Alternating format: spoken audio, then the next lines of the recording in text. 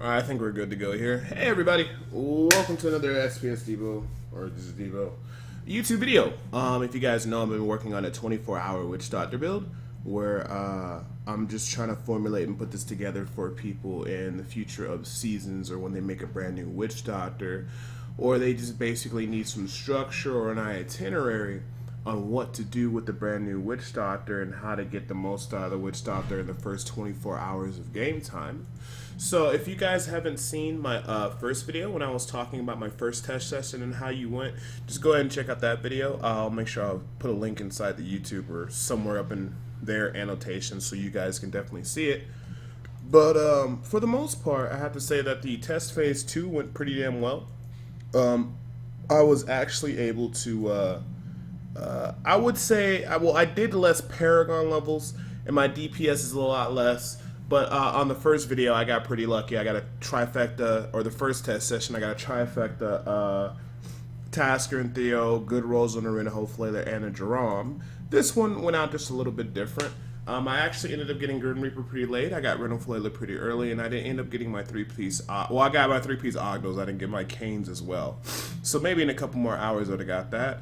One thing I'm happy about this test session too, I was actually able to improve my leveling time by 26 minutes, so it brought it down to, I do believe, 7 hours and 36 minutes as opposed to 8 hours and 1 minute as first run. So hopefully in the third run I'll be able to even level up even faster. I'm hoping to get the time within about 7:20, 7:30, improve my time, and then hopefully by the last video I can get the 1 to 70 process within 7 hours and 15 minutes. And the way I was able to improve my time is I got pretty lucky with the good weapon early on in the first levels from 1 to 12.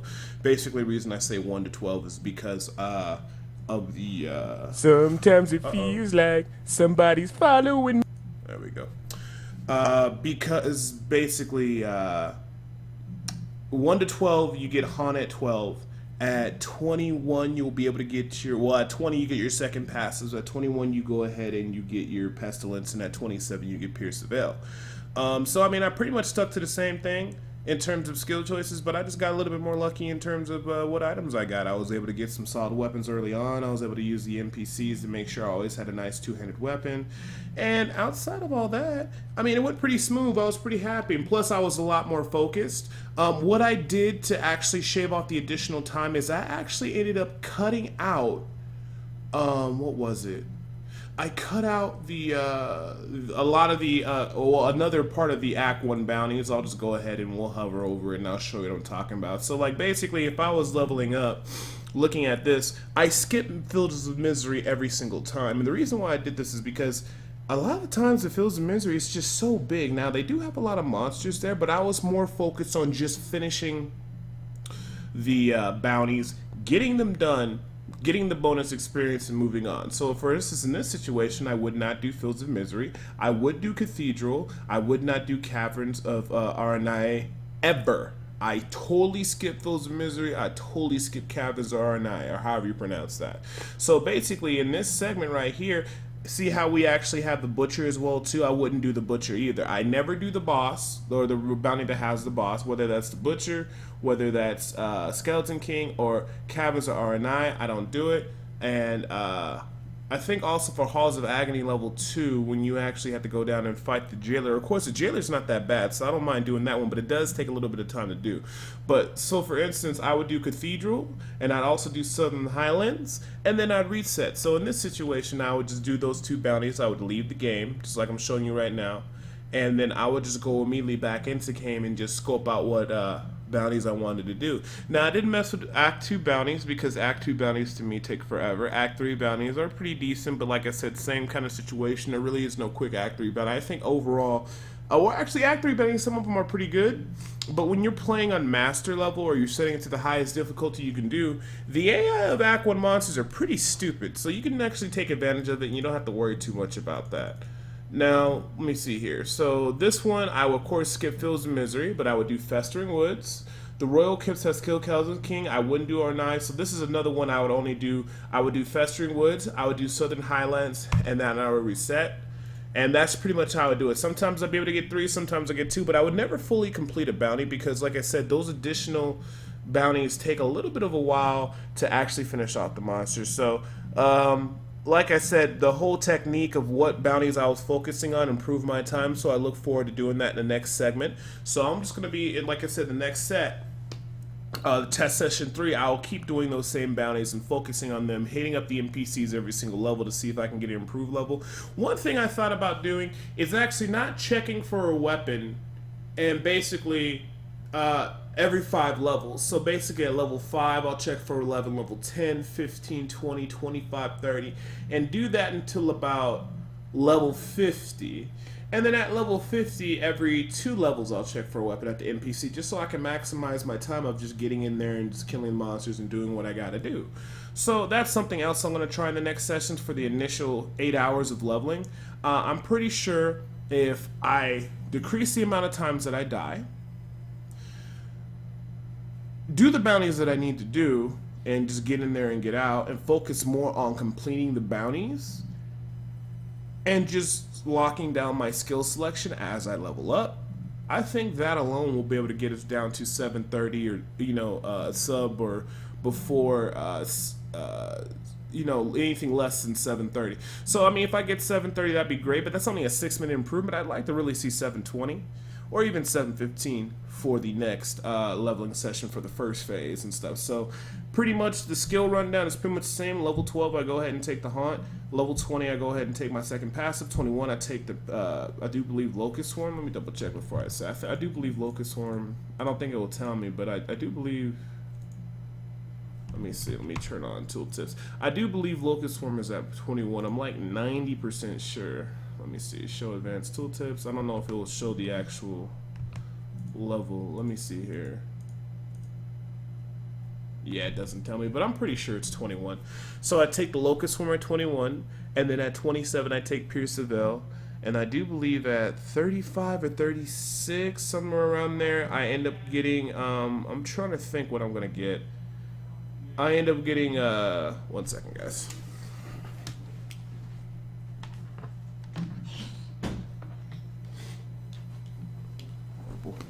Sorry about that. 35, 36, I do believe I get, what is it? Is it? No. Yeah, 35, 36, I do believe is Rush of Essence. So, yeah, level 12 is Haunt, level 20 secondary passive. 21 is Pierce the Veil. 27 is, oh gosh, I'm all mixed up. I'm so sorry. 12 is Haunt. Yeah, 20 secondary passive. 21 is, the Locust Swarm. 27 is Pierce the Veil. 36 or 35, I believe it's 36, is Rush of Essence. 46 is Fierce Loyalty. And outside of that, everything else stays pretty much the same until I get to level 61, where I start doing piranhas and switching some of those skills in and stuff like that. The predominantly I use Spirit Walk, Zombie Dogs, Gargantuan. I use, I'm trying to think what's my 4th skill. Do I use Horrified? No, left click is Haunt, right click is Pestilence, Spirit Walk, Soul Harvest, Zombie Dog, Gargantuan. That's my first 4. Left click Haunt, right click Pestilence, or Locust Swarm, or whatever. So that works out pretty good. And passes are Pierce the Veil, and also I use Fetish Sycophants, and I also use, oh my gosh, Gruesome Feast. Well, no, I don't use Fetish Sycophants. I think I use Fetish Sycophants, Gruesome Feast, and Pierce the Veil, I do believe, until I get 36, and then I swap out Gruesome Feast for, or I swap out Fetish Sycophants for the Rush of Essence, so I can get mana back on my Haunt cast and stuff, which helps out a lot. And then, of course, I drop the Gruesome Feast for Fierce Loyalty at 46 because I need the movement speed. Yeah, that sounds about right. Now, the thing that's going to be different in the next test phase is I'm actually be doing this test phase on the PTR because they fixed the gold problem with the trial runs giving too much gold, and now they want that to affect the overall experience. So I'm going to end up using, well, I think the next one will go a lot better because we're going to have a poison hunt, and the poison hunt is really strong. So that might actually speed up my leveling time too, especially from, I do believe I gained the scale at 51 to 56, I don't know. It's going to make the leveling from 50 to 70 pretty legit and a lot faster, so I might gain a little bit of extra time doing that. So I look forward to going through that whole skill session, and like I said, in the final guide, I'll have the whole skill session down of what skills to take at which levels and what to switch out right away. So I'm pretty confident I could shave some time off if I focus and just do well in the first stages of just the leveling phase. And yeah, I mean, that's pretty much for the first phase, because the first 8 hours is just getting down to 1 to 70. And of course, like I always said, if you're in a group, this is going to go a lot faster. But at least, maybe in a group setting, you can just sit down there and just, hit those certain bounties with the group and then just reset. Or, I know some people got some different strategies and different things like this, but this will be a good overall way for you guys to keep stuff in a guideline, or keep all your ducks in a row, so that for the first 24 hours you can get your witch doctor maximized out as quickly as possible without wasting too much time on things that are not important. I know somebody in the stream asked me this before, but for the first let me think here. From levels 1 to 60, I just sell everything, and I just put whatever is the highest damaging item on myself. And I only start picking up stuff on level 61, because on level 61, that's when marquee gems start to drop. And that's when you start getting craftables for the higher level ups. For level 70, you start putting that stuff away. So level 61 or up, you're going to pick up everything. Everything up to 60, you're going to just sell. And then, of course, once you get a couple levels into 61, 62, 63, you get some of the deep reps, and you can go ahead and upgrade the blacksmith, the enchantress, and the gem enchanter or the gem guy. You can upgrade all of them immediately, because you've been saving up all your money. So that's pretty much for that first 8 hours. The second 8 hours went a little bit weird. I really didn't get anything too good. Since I had the extra time, since I had 26 minutes extra, I took about the first hour to do core of the area runs, and also, where's the other area? Core of the area, and there was another extra place, Cursed Tower level 2. And the reason I was running those two places is to get goblins and kill goblins, because, it got some nice initial yellow gear, got some nice gems, but most importantly, I got the goblin portal. So I got the goblin portal the first hour in. I got it not in the core of the area, but actually in the tower, I do believe. Tower level... Let me see here. Tower level 2? Yeah, Cursed Tower level 2. There's always usually a goblin there. I was able to get the goblin portal in the first hour. I killed the main queen there, the main goblin boss there, got my boon of the hoarder, and ever since then, gold was not an issue at all, which was very nice, and that made things a lot easier. So in terms of like crafting or re-rolling stuff, I was able to get what I needed to get done. I think that's a pretty important thing to do with a new character, even in season, even inside a group. So I'm going to be doing the same thing when I begin the second segment of the 8 hours, which is basically the progression. I call it the gear progression phase, where you're trying to get to Torment level 3 as fast as possible. And getting that Boon of Hoarder made a big difference. Because I was able to just get a lot of gold, and when I had a lot of gold, the only thing that was holding me back from re-rolling or crafting stuff was just, my crafting mats itself. So I would definitely be going after the Goblin Rift again in the very beginning segment of the progression phase, when I'm trying to progress to Torment level 1, then Torment level 3. And then while progressing, I always was really focused on getting my 2 rings and my necklace set up. It's really RNG whether or not you get some solid rings and necklaces, especially if you craft. I know for the most part, I did pretty well with my initial rings, but I could never get a necklace to roll that I want, and I don't know if it was just because it was crazy or it was bad, but for the most part, if you don't know what I'm talking about, I was using all my introductory level gems to craft amulets and calf rings, and to show you what I mean what a good ring is, like this one's int, critical percent chance, critical damage, and socket, same thing with this one, but I could never seem to get a critical percent chance, critical damage, and a socket on this rung, and within the first 24 hours is kind of nutty. So I want to have to see if I can figure out something involving like necklaces, but I just could have been out of luck. But for the most part, getting the 2 rings and the necklace set up with the sockets, the 8%, the critical percent chance, critical damage, and socket, 2 rings like that and 1 necklace like that, that was a major focus as well, because by the time you usually get that, you're pretty much ready to go Torment level 1.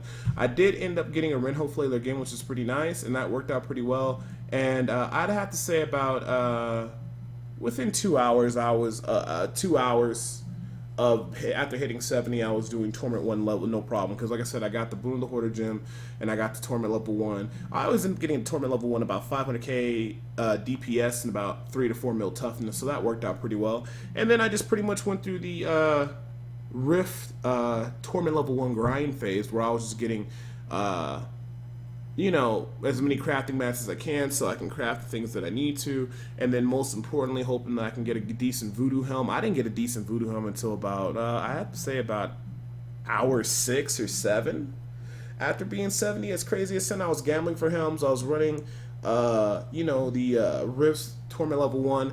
Now, in the last video, I actually went for Ring of Royal Grandeur. I actually didn't go bounties or anything like that. I went just straight Rifts just to get a lot of craftables because I had the Boon of the Hoarder gem, because I found myself doing bounties in the first 24-hour segment because I needed money, but since I didn't need money, I didn't need to do the bounties. And that kind of let me focus more on Rifts, which actually helped out pretty decently. Ended up at 82 for the Paragon level. My other one, I do believe, was 89, so it's kind of close to similar to what was going on, but didn't have to go to do bounties, just focused on doing the risks. But I mean, if I ever got like an Ogdal set, or if I was able to get some early gear and stuff like that, I probably would have went back and got the Ring of Royal Grandeur. So in this run, the next one, I probably still won't do that. I'm probably going to, like I said, attack the Goblin, go for the Goblins again and get the Boon of the Hoarder, follow it up with a lot of Rift runs, try to solidify myself a good Voodoo Helm and a decent weapon, and just try to get the Torment level 3 as fast as possible. In between all that,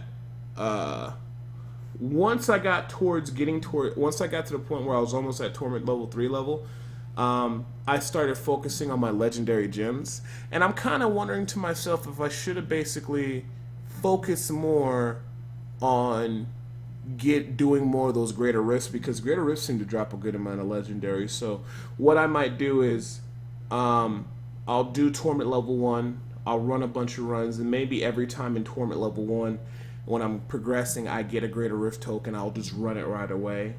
And then I'll just keep repeating to do that every time I get a Greater Rift token, just run the Greater Rift. Because getting the gems early on helped out a lot. It made a big difference, especially with the Rinho Fliller. You definitely want the Bane of the Trap, and you definitely want the Bane of the Powerful. That actually helped out a lot. And then for my third gem choice, when I wasn't looking for gold, I was actually using Gagaka Swiftness. So that's something else I need to incorporate. So that's what I also want to do in the next progression phase. Goblins, Rings and Amulets, Torment level 1, and of course greater rifts whenever I get them, until I progress to Torment level 3, and I'll just keep doing it. So I'm going to try to start actively just keep doing the greater rifts, because the greater rifts seem to drop have a higher % chance of dropping some nice legendaries. So that's something I'm going to definitely implement in the Torment 1 to Torment 3 progression phase. That comes after the leveling phase. So hopefully I can get a little bit more ahead and get a little bit of luck on terms of the items that are dropping, and I'll pretty much keep pursuing that route. And talking about the final phase, which is just basically straight up grinding, the last 8 hours, I probably, like I said, will just keep doing Torment level 3 rifts, followed by greater rifts whenever I get a token, and then just alternate between the two and see how that really works out between me. So I think, like I said, the biggest phases are the leveling phase and getting yourself the Torment level 3 phase, you know, from Torment level 1 to Torment level 3, and getting your initial gear set up. That seemed to be the most important thing. The last 8 hours just seemed like a grind fest to get as much as you can done in the first 24 hours, so you can hopefully get close to progressing to T6 and kind of stuff like that. And hopefully with me incorporating the greater rifts, I'll be able to get some more levels in my gyms, and we'll see how that goes. But in terms of, I know the main part, you guys want to see what gear I got towards the end. Went pretty well. We got 58.8% critical chance, 314% damage, so that's pretty solid. A little bit of cooldown reduction. Don't know where I got that from. Might be on a piece of gear I have somewhere. Let me check my Paragon. No. Could just be the natural or something like that. Well, anyways, 58% critical chance, 340% critical damage, a little bit of physical damage increase. And for the most part, I got the Grim Reaper a little bit late, but I mean, this is okay. It's better than nothing. And then I also have the crit % chance critical damage on the gloves. I still wasn't able to get trifecta, which bugged me a little bit. Back in the old days when Kadala gloves were only 5 per purchase, it was real easy to get trifecta gloves, but now it's kind of difficult. Got the 3-piece Ogdals. Didn't really put any increased skill damage on it. I just wanted to get a lot of survivability, and I didn't want to waste too many mats trying to get this to triple socket, so I was okay with the 1 socket. Got pretty lucky with the Hellcast Waistguard. That was a pretty solid job for me. Like I said, both my rings are in critical percent chance, critical damage in socket. My amulet's the best I can get, average damage in, critical chance in the socket, so that was okay. I got the 2-piece Jade Harvesters for the extra 500 int, and that was pretty solid. And then, of course, I had the Renho Flailer with the increased damage. It took I have to say about 12 million gold to get this thing re-rolled the way I wanted to, which is, you know, the percent damage increase. And, I got the cooldown reduction from the Renho Flailer. Well, that makes sense. I didn't want cooldown reduction, but I had to take the best I can get. And then the reason I was able to get the 8% damage and the int and all the other stuff was because I ended up getting a Ramilidas or Ramadingdong. We call it Ramalama Ding Dong. We got the I got the consumable socket item, so I was able to go ahead and get that in there. And then the Homunculus helped out a lot because that was actually able to boost up my DPS pretty decently, as you guys can see. The Homunculus is a good way, a good item to get early on to progress onward because it gives you a lot of increased DPS because of the ability to sacrifice the dog. So with the combination of Homunculus and Renho Flailer, I ran the Plague of Toads. Since I had the Homunculus, I ran Sacrifice. That worked out pretty well. Spirit Walk and of course Zombie Dogs worked pretty good as well too. Just so I can keep that buff up or sacrifice more dogs, and Lifelink also mitigated some damage. Spider Queen, Piranha Supernato, and Plague of Toads is what the Mimic mimicked, or what the Grim Reaper mimics would mimic. Looking back now, I probably would have liked to get a little bit more poison damage, but I was focusing more on the physicals because I wanted my fetishes to hit a little bit harder. So 4.3 million toughness, 858, 6k damage. And of course, when I sacrifice on my dog, it scales upwards to, 1.4 million. So that was pretty decent. So overall, I feel the character did really well. I could have got a little bit of better RNG here and there. But like I said, I'm just going to keep, hopefully be able to prove things in this next test run session 3. And test each individual phase and hopefully improve my time. And then we're going to go ahead and do test session 4 and take it all in together and see how it's going to go. And then basically pop out a guide so people know what to do in the first 24 hours of Witch Doctor, to basically take their Witch Doctor from nothing to a Witch Doctor that can do at least Torment level. I imagine this Witch Doctor can do probably Torment level 4, maybe 5. It's not going to do T6 pretty good like the first one. The first one could do T6 but slow. But like I said, the big thing is just trying to get the most done in the first 24 hours. And just give people some structure of how they can take their Witch Doctor from having nothing to being able to be very good and productive. And like I always said, if you do this inside of a group or you have a team when season starts or you have somebody with power levels, you can still use this structure to kind of like gauge what you should be doing and what goals you should be hitting in terms of what your Witch Doctor is. And of course, inside the guide, I'll offer different early game builds that can get you to T6 and get you farming right away. So just stop by the Twitch TV. www.twitch.tv/SPSDebo. It's also in the description for the link. Also follow me on Facebook and Twitter if you guys want to keep up to date while I'm actually doing these test session 3 live. Like again, I said I will be doing that on the PTR. And I look forward to this next test session. Let me see here. It is the 11th today. Hopefully I can knock out all 8 hours of leveling. Today is Thursday, Friday, Saturday. So everything goes well. By Sunday, I should be complete with all the runs or complete with everything, and I'll have the video up for how test phase 3 went. And then probably Tuesday or Wednesday, I'll go ahead and start test phase 4, and then I'll finish it up, and I'll probably take a day off or 2 days to really make it a nice detailed guide for the 24-hour Witch Doctor build. And we'll just add that to the Witch Doctor Compendium. So as always, I appreciate you guys watching the stream, appreciate your contributions and stuff like that, and always tuning into my videos. A couple individuals I want to go ahead and give a shout out and show much appreciation to, just to let them know I appreciate it, is, let me see here. From Sun, great guy, contributed to the stream, and getting some carry runs, Gucci for life. Also, God Legacies, Anxious, Condorian. I just call him Condor. His rest of his name is pretty crazy. And like I said, man, I greatly appreciate the tips, guys, and keeping me doing what I do full time. I hope you guys have a good day, and I will see you guys in the next video, which will be basically my conclusion of test session 3 for the 24-hour Witch Doctor. So I hope you guys have a good day. I'll leave all the information linked to the armory so you guys can take a look at the Witch Doctor down in the description. And I hope you guys, well, I think I said already, have a great day.